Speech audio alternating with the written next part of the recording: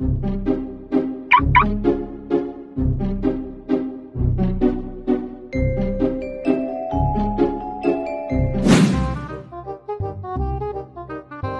dengan siapa ini? Benung, Pak. Dari partai apa? PSTB, Pak. Apa itu? Partai sendiri tapi bahagia. Baik Pak Benung, silahkan baca surah Al-Baqarah dimulai dari ayat 160. Siap. Kok nggak jelas ini, Pak? Kebalik itu Pak. Oh. Bentar ya, Pak.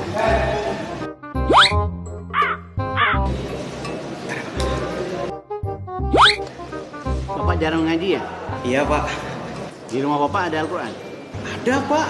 Banyak malah. Ada subtitlenya lagi. Bapak, Al-Quran itu pedoman, bukan pajangan. Jika Bapak tidak memiliki pedoman, bagaimana bisa Bapak mewakili rakyat?